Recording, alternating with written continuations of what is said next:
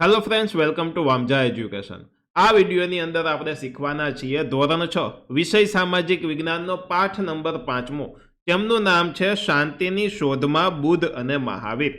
આગળનો પાઠ હતો જે હતો ભારતનો પ્રારંભિક રાજ્ય વ્યવસ્થા અને શાસન।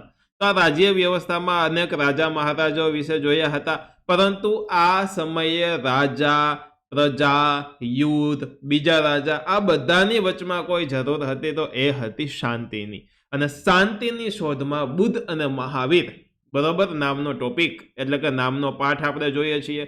આ પાઠ ધોરણ 6 માટે તો મહત્વનો છે જ, પરંતુ સાથે સાથે સ્પર્ધાત્મક પરીક્ષાની તૈયારી કરતા જે મિત્રો છે તેના માટે પણ ખૂબ મહત્વનો રહેશે અને તેમને પણ ધ્યાનમાં રાખીને તમામ વસ્તુ A to Z વ્યવસ્થિત સમજાવવામાં આવશે।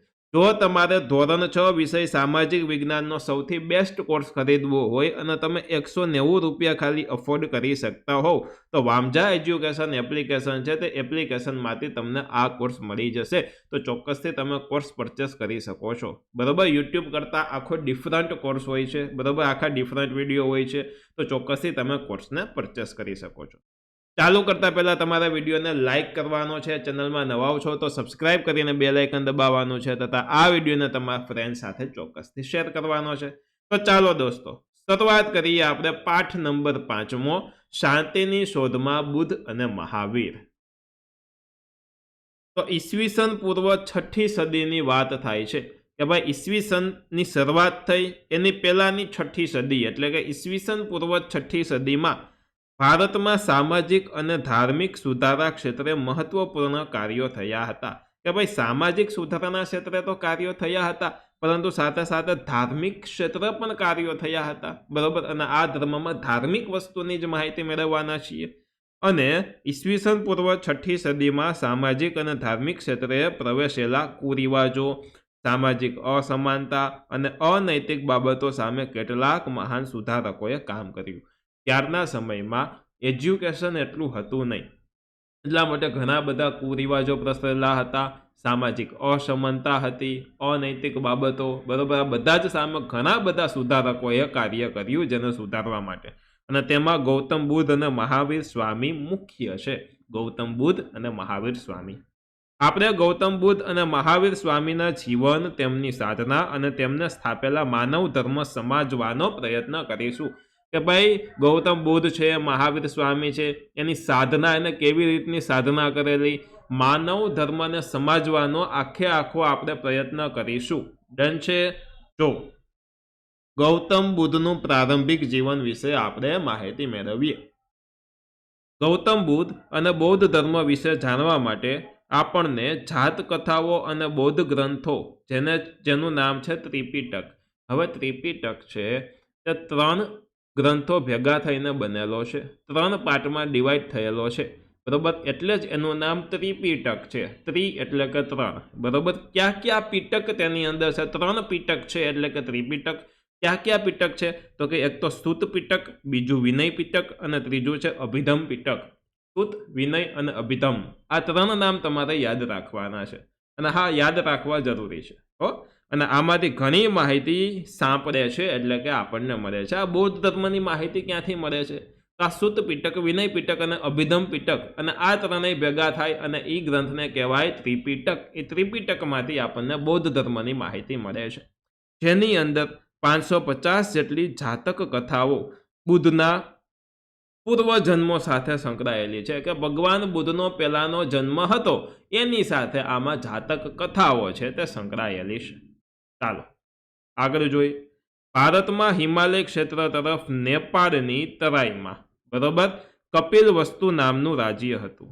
તો જો હિમાલય ક્ષેત્ર તરફ નેપાળની તરાઈમાં કપિલવસ્તુ નામનું એક રાજ્ય હતું, રાજ્યનું નામ કપિલવસ્તુ બરોબર। નેપાળની અંદર કપિલવસ્તુના ક્ષત્રિયો, જેને આપણે શાક્ય કહેતા હતા બરોબર, શાક્ય કહેવાતા, અને તે ગણરાજ્ય હતું। અને ગણરાજ્ય કોને કહેવાય? આપણે આગલા પાઠમાં ભણ્યા છીએ બરોબર, ચોક્કસથી તમે જોજો। તે ગણરાજ્ય હતું। ગણરાજ્ય એટલે આમાં પણ કહી દઉં કે લોકોના મતથી કોઈ તેમનો વડા એટલે કે તેમના રાજા ચૂંટવામાં આવે તેવું રાજ્યને ગણરાજ્ય કહેવાય। અને આ ગણરાજ્યના વડા સુદ્ધોધન હતા। કેવા? સુબોધન હતા। આ સુબોધનના પત્ની હતા માયાદેવી અને ગૌતમ બુદ્ધનો જન્મ ઈસવીસન પૂર્વ 566માં સુબોધન અને માયાદેવીના ઘરે થયો હતો. બરોબર કે ભાઈ ત્યારના રાજા હતા સુબોધન અને માયાદેવી તેમના પત્ની હતા રાજાના અને તેમના સંતાન હતા ગૌતમ બુદ્ધ.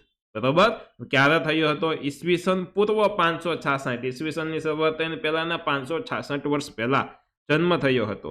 તેમનું બાળપણનું નામ સિદ્ધાર્થ હતું.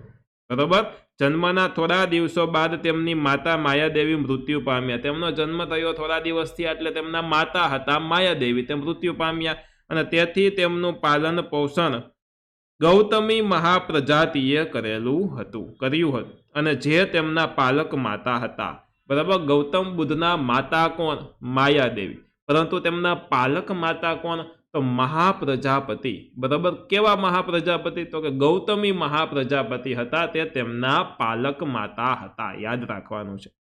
નાનપણથી જ સિદ્ધાર્થ શિક્ષણ અને જ્ઞાન સાથે સંકળાયેલા હતા. સિદ્ધાર્થ એટલે કે ગૌતમ બુદ્ધ છે તે જ્ઞાન અને શિક્ષણ સાથે સંકળાયેલા હતા. કપિલ વસ્તુની બાજુમાં આલાર કલામ નામના એક સંતનો આશ્રમ આવેલો હતો. કે ભાઈ કપિલ વસ્તુ જગ્યા એની બાજુમાં એક આશ્રમ હતો અને આશ્રમ કોનો હતો? તો કે આલાર કલામ નામના સંતનો આશ્રમ હતો અને આ આલાર કલામ તેમના ગુરુ હતા. તો ભગવાન બુદ્ધના ગુરુ કોણ? અથવા તો સિદ્ધાર્થના ગુરુ કોણ? તો આલાર કલામ. બરોબર સિદ્ધાર્થ તેમના આશ્રમમાં જતા. અહીં તેઓ ધ્યાન ધરતા હતા. સિદ્ધાર્થ જ્ઞાન અને સમાધિની ચર્ચા કરતા રહેતા હોવાથી તેમના પિતા ખૂબ ચિંતિત થયા. સિદ્ધાર્થ છે તે જ્ઞાન અને સમાધિની વાતો જાજી કરતા અને એટલે તેના પિતા ખૂબ ચિંતિત થયા અને તેમને લાગ્યું કે સિદ્ધાર્થ છે તે સંન્યાસી તો નહીં થઈ જાય ને. એને એવું લાગ્યું કે આ સિદ્ધાર્થ છે તે સંન્યાસી તો ક્યાંક નહીં થઈ જાય ને. એના પપ્પા રાજા હતા એટલે એને એવું હોય ને કે એનો છોકરો છે, એનો સન છે તે એક જાતનો રાજા બને. બરોબર એટલે એમને ચિંતા થઈ. સિદ્ધાર્થના યુવાવસ્થામાં જ લગ્ન કરાવવામાં આવ્યા હતા અને તેમની પત્નીનું નામ યશોધરા હતું અને તેમને એક પુત્ર પણ હતો જેમનું નામ રાહુલ હતું. સિદ્ધાર્થના પત્નીનું નામ શું? યશોધરા. તેમના પુત્રનું નામ શું? તો પુત્રનું નામ રાહુલ હતું. યાદ રાખવાનું છે ખાસ. ડન છે. હવે જોઈએ આપણે સિદ્ધાર્થનો ગૃહ ત્યાગ અને તેમની સાધના. તો જુઓ લગભગ 30 વર્ષની વયે, લગભગ 30 વર્ષના હશે. બરોબર એટલે 30 વર્ષની વયે જ્ઞાન પ્રાપ્તિ અને સત્યની શોધ માટે તેમણે પોતાના રાજવી પરિવાર અને રાજ્યનો ત્યાગ કરી સંન્યાસી બનવાનું નક્કી કર્યું. લગભગ 30 વર્ષની ઉંમરે જ્ઞાન પ્રાપ્તિ અને સત્યની શોધ માટે. કોના માટે? તો જ્ઞાન પ્રાપ્તિ અને સત્યની શોધ માટે.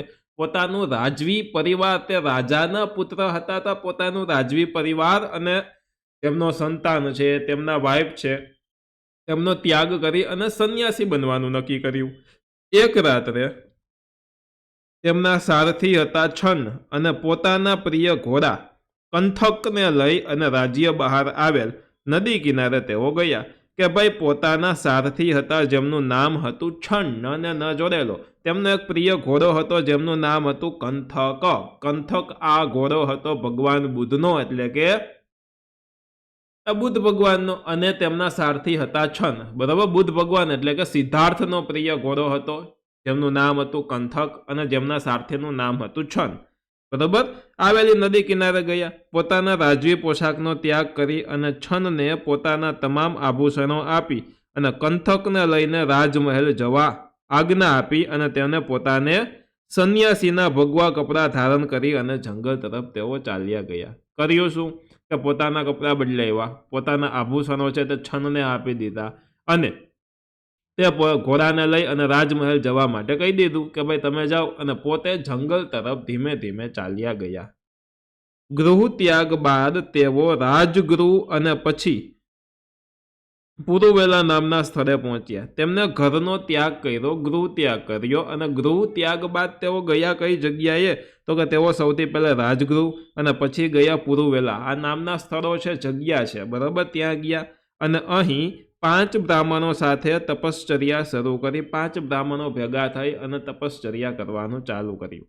અને તેમને લાગ્યું કે અન્ન જળનો ત્યાગ કરી અને શરીરને કષ્ટ આપવાથી જ્ઞાન પ્રાપ્ત થશે નહીં, કે અન્ન અને જળનો જો હું ત્યાગ કરી દઉં અને શરીરને જો હું કષ્ટ આપું તો કંઈ જ્ઞાન પ્રાપ્ત થવાનું નથી, ભૂખ્યા પેટે કંઈ જ્ઞાન પ્રાપ્ત થાય નહીં. આધ્યાત્મ માર્ગ અને પોતાની તૃષ્ણાઓ ઉપર વિજય મેળવવો એ જ મનુષ્યનું મોટું કર્તવ્ય છે. બરોબર, કે આધ્યાત્મ માર્ગમાં જવું અને પોતાની ઘણી ઈચ્છાઓ છે, તૃષ્ણાઓ છે, તેમના ઉપર એક વિજય મેળવી લેવો. બરોબર, આ જ મનુષ્યનું મોટું કર્તવ્ય છે. અને તેમણે 5 બ્રાહ્મણોનો સાથ છોડી અને એકલા જ તપશ્ચર્યા કરવાનો નિર્ણય કર્યો, કે ભાઈ 5 બ્રાહ્મણો સાથે તપશ્ચર્યા કરતા હતા તો એને છોડી દીધા અને એકલા જ તપશ્ચર્યા કરવાનો એવો એ નિર્ણય કરી લીધો. અહીંયા તમે ફોટો જોઈ શકો છો કે આ ફોટો એ ગૌતમ બુદ્ધનો ફોટો છે. ડન. ચાલો આગળ જોઈએ. હવે બોધિ ગયા ખાતે એક પીપળાના વૃક્ષ નીચે બેસી અને તેમણે સત્ય અને જ્ઞાન પ્રાપ્તિ માટે સાધના શરૂ કરી. કઈ જગ્યાએ? સ્થળનું નામ હતું બોધિ ગયા. ત્યાં પીપળાનું વૃક્ષ હતું, એની નીચે બેસી અને તેમણે જ્ઞાન પ્રાપ્તિ માટે સાધના શરૂ કરી દીધી. અને ઘણા દિવસોની સાધના પછી વૈશાખી પૂર્ણિમાના દિવસે તેમને જ્ઞાન પ્રાપ્ત થયું. ઘણા દિવસોની સાધના કરી એ જ જગ્યાએ અને ઘણા દિવસની સાધના પછી વૈશાખી પૂર્ણિમાનો દિવસ અને આ દિવસે તેમને જ્ઞાન પ્રાપ્ત થયું. અને જ્ઞાન પ્રાપ્ત થતા સિદ્ધાર્થમાંથી તેઓ બુદ્ધ થયા. અને બુદ્ધનો અર્થ જાગ્રત કે જ્ઞાની થાય છે. બુદ્ધ શું કામ થયા? બુદ્ધ એવું નામ ક્યાંથી આવ્યું? તો બુદ્ધનો અર્થ થાય જાગ્રત કે જ્ઞાની. અને પાછળથી તેઓ ગૌતમ બુદ્ધ કહેવાયા. સમય જતા સિદ્ધાર્થમાંથી તેઓ ગૌતમ બુદ્ધ થઈ ગયા. ઉપદેશ શું? તો કે જ્ઞાન પ્રાપ્તિ બાદ બુદ્ધ સારનાથ ગયા, ત્યાં તેમને તેમના જૂના બ્રાહ્મણ પિતરો મળ્યા. બરોબર, કે ભાઈ આ જ્ઞાન પ્રાપ્તિ થઈ, ત્યાંથી તે સારનાથ ગયા. સારનાથ એના બ્રાહ્મણ મિત્રો હતા, કે ભાઈ 5 બ્રાહ્મણો ભેગા થઈને તપશ્ચર્યા કરતા હતા. બરોબર, પછી એને એકલા તપશ્ચર્યા કરવાનું નક્કી કર્યું. તેમને જૂના બ્રાહ્મણ મિત્રો મળ્યા અને સૌ પ્રથમ વખત તેમણે આ 5 બ્રાહ્મણ મિત્રોને સારનાથ ખાતે ઉપદેશ આપ્યો. એટલે કે 5 બ્રાહ્મણ મિત્રો છે એને સમજાવ્યા, એટલે કે એને વાત કરી, ઉપદેશ, પોતાનો જે ઉપદેશ હતો તે ઉપદેશ આપ્યો. અને બુદ્ધના આ પ્રથમ ઉપદેશને ધર્મ ચક્ર પ્રવર્તન કહેવામાં આવે છે. શું કે ઉપદેશને? બુદ્ધના ઉપદેશને ધર્મ ચક્ર પ્રવર્તન કહેવામાં આવે છે. બુદ્ધે સંસારના દુઃખોમાંથી મુક્તિ મેળવવા બહુ જ સરળ અને સાદો ઉપદેશ આપ્યો, કે ભાઈ સંસારના અલગ અલગ દુઃખો છે, એમાંથી મુક્તિ મેળવવા માટે બહુ જ સરળ, સીધો અને સાદો ઉપદેશ આપ્યો. બરોબર, અને તેમના માટે 4 આર્ય સત્ય છે, કે ભાઈ 4 આર્ય એટલે કે આમ સત્ય છે. એમ ક્યાં સત્ય? તો કે સંસાર દુઃખમય છે, સંસાર છે એ દુઃખમય છે, એવું પેલું સત્ય.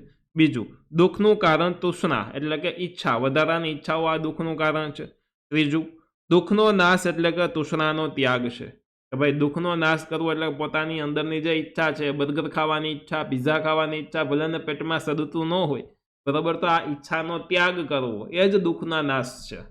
બરોબર. એમના પછી અષ્ટાંગિક માર્ગ અપનાવવાથી તૃષ્ણાનો ત્યાગ થાય છે. આ ઈચ્છાનો ત્યાગ કેવી રીતે કરવો? તો કે આ ઈચ્છાનો ત્યાગ કરવા માટે અષ્ટાંગિક માર્ગ અપનાવવો જોઈએ. તો 4 અલગ અલગ એને આર્ય સત્ય આપ્યા. આર્ય સત્યમાંથી સૌથી પહેલું આર્ય સત્ય એ હતું કે સંસાર દુઃખમય છે. બીજું આર્ય સત્ય એ હતું કે દુઃખનું કારણ તૃષ્ણા છે. ત્રીજું આર્ય સત્ય એ હતું કે આ દુઃખનો નાશ કરવો હોય તો તૃષ્ણાનો ત્યાગ કરવો જોઈએ. અને ચોથું આર્ય સત્ય એ હતું કે તૃષ્ણા એટલે કે ઈચ્છાનો ત્યાગ થાય કેવી રીતે? તો અષ્ટાંગિક માર્ગમાં જાઓ, એને અપનાવો તો આ તૃષ્ણાનો ત્યાગ થાય. તો આ 4 આર્ય સત્યો આપ્યા. બુદ્ધે સમજાવેલા આ 4 આર્ય સત્ય બૌદ્ધ ધર્મના સિદ્ધાંત તરીકે જાણીતા છે. બરોબર. આ આર્ય સત્યો એટલે જ બૌદ્ધ ધર્મનો જે અત્યારનો જે સિદ્ધાંત છે એ સિદ્ધાંત એટલે કે આ બુદ્ધના જે આર્ય સત્યો હતા તે, બરોબર, એના તરીકે જાણીતા છે. અને જેને સમ્યક દર્શન પણ કહેવામાં આવે છે, જેને સમ્યક દર્શન કહેવામાં આવે છે.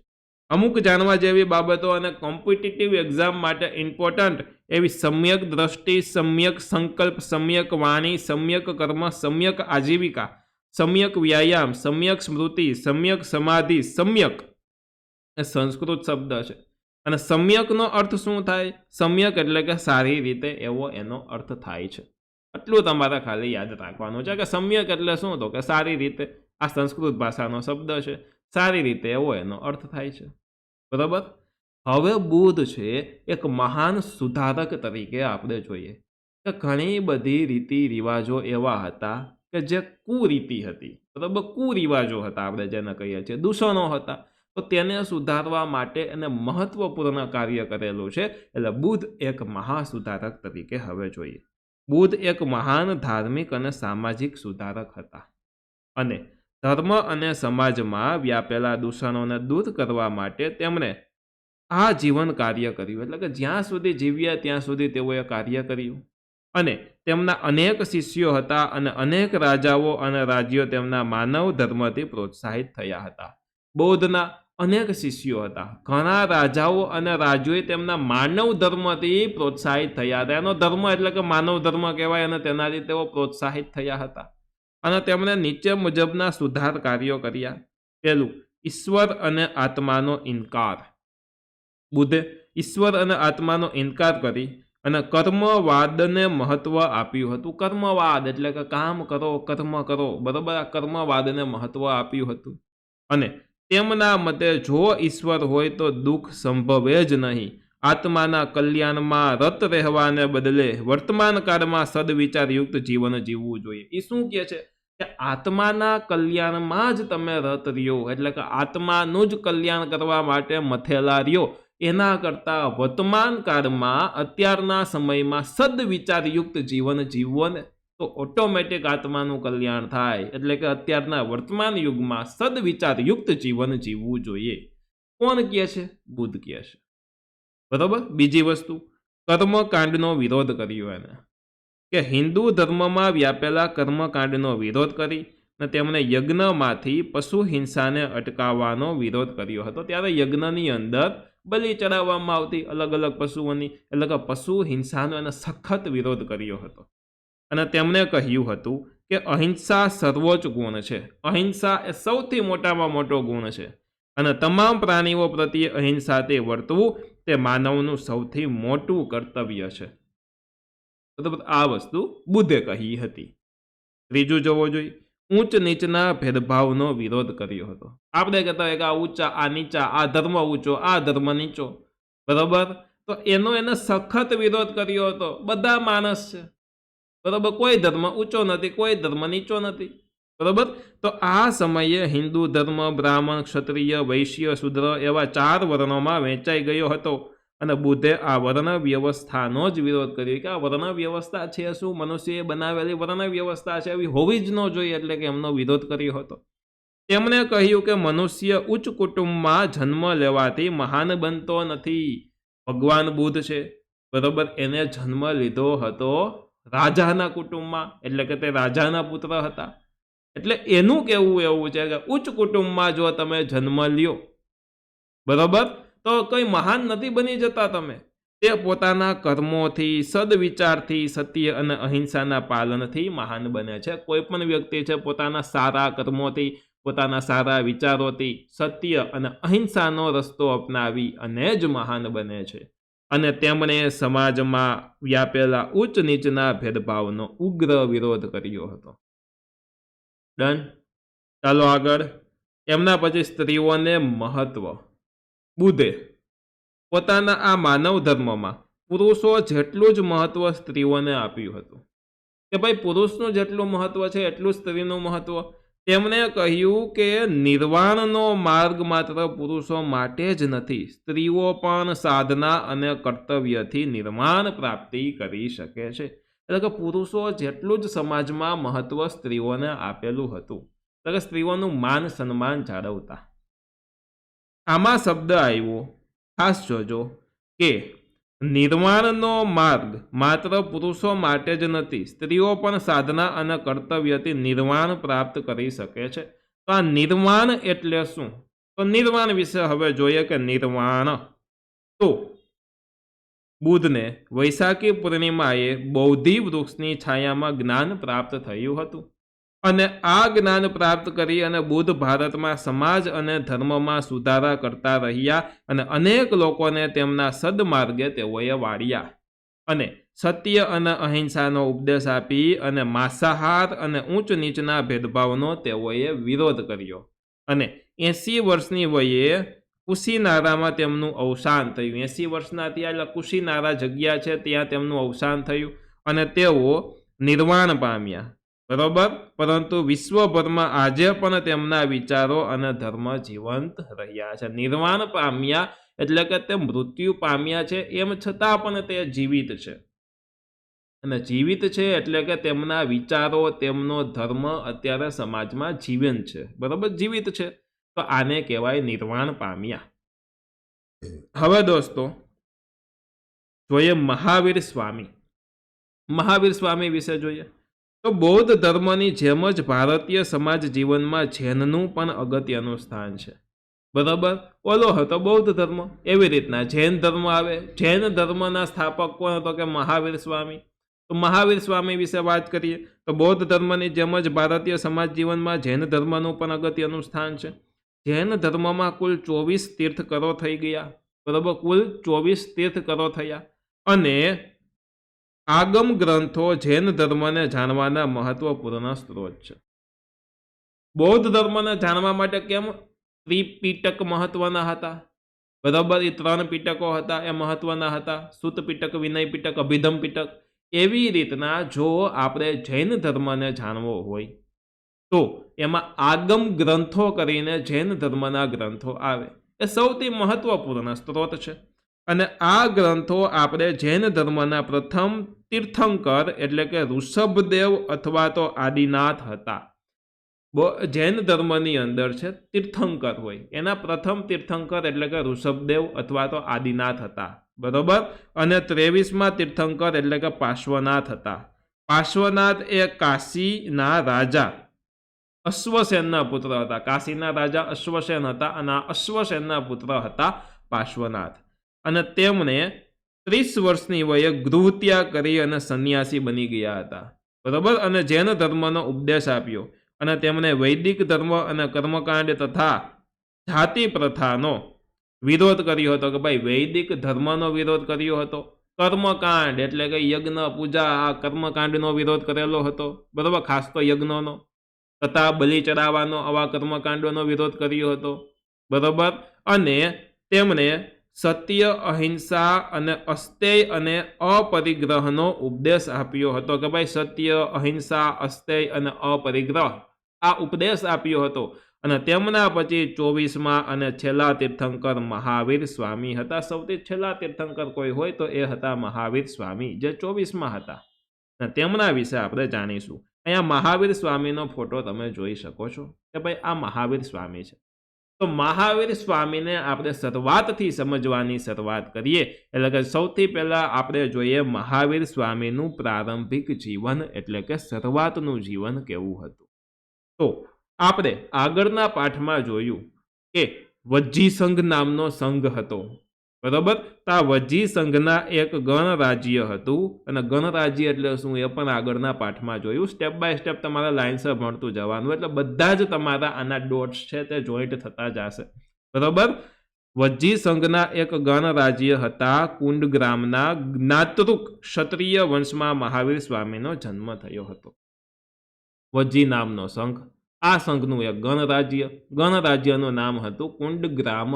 આ કુંડગ્રામના એક ક્ષત્રિય, પણ કેવા ક્ષત્રિય તો કે જ્ઞાતૃક ક્ષત્રિય વંશમાં મહાવીર સ્વામીનો જન્મ થયો હતો. તેમનું બાળપણનું નામ વર્ધમાન હતું. વર્ધમાનમાંથી તેઓ મહાવીર સ્વામી બન્યા. અને તેમના પિતા સિદ્ધાર્થ ગણરાજ્યના રાજા હતા. એમના પિતાનું નામ હતું સિદ્ધાર્થ. આ ગણરાજ્ય હતો એના રાજા હતા. બરોબર. તો મહાવીર સ્વામીના પિતા પણ કોણ હતા? રાજા હતા. બરોબર. તમે એક વસ્તુ જુઓ, કોઈ પણ ભગવાન છે અથવા તો કોઈ પણ સ્વામી છે, જેમ કે બુદ્ધ ભગવાન, તો આ પણ રાજાના પુત્ર. મહાવીર સ્વામી તો આ પણ રાજાના પુત્ર. ભગવાન શ્રી કૃષ્ણ આ પણ રાજા. રામ ભગવાન એ પણ રાજાના પુત્ર અથવા તો એ પણ રાજા. બરોબર. ચાલો આગળ જોઈએ હવે. એટલે કોઈ પણ ક્વેશ્ચન પૂછાય તો એ રાજા આધારિત એમના ડોટ્સ છે તે કનેક્ટ થાય એમ. ચાલો. તેમના પિતાનું નામ સિદ્ધાર્થ અને ગણરાજ્યના રાજા હતા. મહાવીર સ્વામીના માતાનું નામ હતું ત્રિશલા દેવી અને તેમના મોટા ભાઈનું નામ હતું નંદીવર્ધન. બરોબર. અને વર્ધમાન પણ ગૌતમ બુદ્ધની જેમ રાજકુમાર હોવાથી તેમણે અનેક કલાઓનું જ્ઞાન મેળવ્યું હતું. તેઓ રાજકુમાર હતા અને રાજકુમાર હોવાથી પૂરતું શિક્ષણ મળેલું હતું. અનેક કલાઓનું જ્ઞાન તેઓને હતું અને તેમના લગ્ન રાજકુમારી યશોદા સાથે થયા હતા અને વર્ધમાનની પુત્રીનું નામ પ્રિયદર્શિની હતું. આ વર્ધમાન હતા એની પુત્રીનું નામ હતું પ્રિયદર્શિની. ચાલો પછી જોઈએ એનો ગૃહ ત્યાગ અને સાધના. 30 વર્ષની વય, 30 વર્ષ એવું હોય ને ત્યારે જ મોટા ભાગના લોકો છે ગૃહ ત્યાગ અને સાધના તરફ વળે. જેમ કે ભગવાન બુદ્ધે પણ ગૃહ ત્યાગ અને સાધના અંદાજે 30 વર્ષની વયે કરેલા હતા. 30 વર્ષની વયે સત્ય અને જ્ઞાનની શોધમાં તેમણે ગૃહ ત્યાગ કર્યો. ભિક્ષુક જીવન ધારણ કરી અને 12 વર્ષ સુધી કઠોર તપશ્ચર્યા કરી. એમને 12 વર્ષ સતત તપશ્ચર્યા કરી અને ઋજુપાલિક નદીના કિનારે તેમણે સર્વોચ્ચ જ્ઞાન એટલે કે કેવલ જ્ઞાન પ્રાપ્ત થયું. સર્વોચ્ચ જ્ઞાનનું બીજું નામ કેવલ જ્ઞાન, બરોબર, પ્રાપ્ત થયું. કઈ નદીના કિનારે? તો ઋજુપાલિક નદીના કિનારે. પોતાના મન અને ઇન્દ્રિયો પર વિજય પ્રાપ્ત થયા. પોતાનું મન, ઈચ્છા, ઇન્દ્રિય એના ઉપર એમને વિજય પ્રાપ્ત કર્યો હોવાથી તેઓ જીન કહેવાયા. શું કહેવાયા? જીન. જીન કોણ કહેવાયું? મહાવીર સ્વામી કહેવાયા અથવા તો હર્ષવર્ધન કહેવાયા. અને આ મહાન પરાક્રમી વર્ધમાન મહાવીર તરીકે જાણીતા થયા. હર્ષવર્ધન નહીં, સોરી, વર્ધમાન, બરોબર. આ વર્ધમાન હતા તે મહાવીર તરીકે પછી જાણીતા થયા, બરોબર. ઉપદેશ શું આપ્યો તેઓએ? તો કે બુદ્ધની જેમ જ મહાવીર સ્વામી પણ સંસારને ભય અને દુઃખોથી ભરેલો માને છે. કે ભાઈ મહાવીર સ્વામી છે ભગવાન બુદ્ધની જેમ જ સંસાર છે તે સંસારને ભય અને દુઃખોથી ભરેલો માને છે અને તેઓ ઈશ્વરનો ઇનકાર કરે છે, બરાબર. ઈશ્વર નથી એવું કહે છે, ઈશ્વરનો ઇનકાર કરે છે અને તેમના ઉપદેશને ત્રિરત્નના સિદ્ધાંત તરીકે ઓળખવામાં આવે છે અને તેમણે નીચે મુજબના 5 વ્રતોનો ઉપદેશ આપ્યો છે. નીચે મુજબના 5 વ્રતો તેમનો ઉપદેશ આપ્યો છે. અને બૌદ્ધ ધર્મ અને જૈન ધર્મમાં ઉપદેશમાં ઘણું સિમિલર જોવા મળે છે. તો કે બધા જ અત્યારે ઘણા ધર્મો છે, હિન્દુ ધર્મોમાં તેમાં પણ જોવા મળતું હોય. શું? તો કે અહિંસા છે, સત્ય છે, આ બધી વસ્તુ. તો જુઓ, સૌથી પહેલો સિદ્ધાંત એટલે કે અહિંસા. મહાવીર સ્વામી માનતા હતા કે હિંસા એ માનવ સમાજનું સૌથી મોટું દૂષણ છે. કોઈ પણ પ્રકારની હિંસા કરવી જોઈએ નહીં અને નાનામાં નાના જીવને પણ જીવવાનો પૂરો અધિકાર છે. મનમાં પણ હિંસા કરવી જોઈએ નહીં. પ્રાણી માત્રની રક્ષા કરવી એ જ મનુષ્યનું સાચું કર્તવ્ય છે. દરેક પ્રાણીની રક્ષા કરવી એ જ મનુષ્યનું સાચું કર્તવ્ય છે. અને ત્યારના સમયમાં બલિ પ્રથા ખૂબ હતી, બરાબર. બાળકીને દૂધ પીતી કરવાનો રિવાજ અને આ બધું હતું. એટલે ખાસ તો ત્યારના સમયમાં બલિ પ્રથા હતી એટલે અહિંસાનો ઉપદેશ ખૂબ અગત્યનો હતો. એમના પછી સત્ય.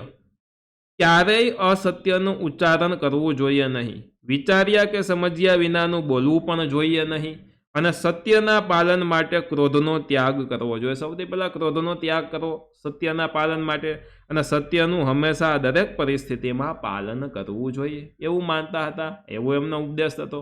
પછી આવે અસ્તેય. અસ્તેય એટલે કે ચોરી એ સૌથી મોટું અનિષ્ટ છે. ચોરી એ સૌથી મોટું અનિષ્ટ છે. કોઈની પણ અનુમતિ વગર તેની વસ્તુ ગ્રહણ કરવી જોઈએ નહીં. કોઈની આજ્ઞા વગર કોઈના ઘરમાં પ્રવેશ કરવો તે પણ એક જાતની ચોરી જ છે. તેમ સમજાવી તે સમયના સમાજને ચોર વૃત્તિથી દૂર કરવાનો તેમને પ્રયત્ન કર્યો. ત્યારે ચોરી વધારે પ્રમાણમાં વિકસેલી હશે એવું આપણે માની શકીએ. એટલે ચોર વૃત્તિને દૂર કરવા માટે આ અસ્તેય એટલે કે ચોરી એ સૌથી મોટું અનિષ્ટ છે તેવો તેમને ઉપદેશ આપ્યો. એમના પછી આવે અપરિગ્રહ. અપરિગ્રહ એટલે શું? મનુષ્ય પોતાની જરૂરિયાત કરતાં વધારે ચીજ વસ્તુઓ, ધન ધાન્ય, આભૂષણો, વસ્ત્રો સંગ્રહ કરવો જોઈએ નહીં.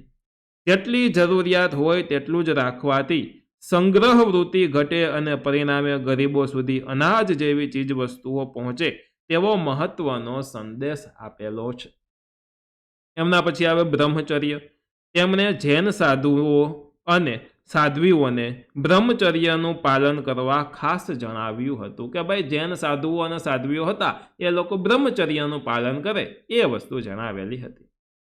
અમુક વસ્તુ જાણવા જેવી છે, જેમ કે ત્રિરત્ન એટલે કે રત્નયત્રી પણ રત્નત્રયી પણ કહેવામાં આવે છે. રત્નત્રયી એટલે કે સિદ્ધાંત એટલે કે સમ્યક દર્શન, સમ્યક જ્ઞાન અને સમ્યક આચરણ એવું થાય છે. સમ્યક દર્શન, સમ્યક જ્ઞાન અને સમ્યક આચરણ. સમ્યક કોને કહેવાય?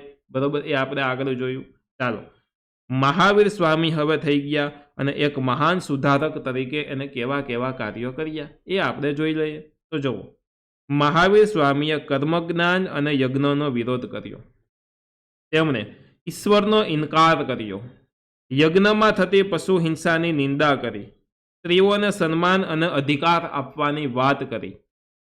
બુદ્ધની જેમ જ તેમણે લોકોની ભાષાને પ્રાકૃત અને અર્ધમાગધી ભાષામાં ઉપદેશ આપ્યો હતો. પ્રાકૃત ભાષામાં અને અર્ધમાગધી ભાષામાં ઉપદેશ આપ્યો. કઈ ભાષામાં ઉપદેશ આપ્યો?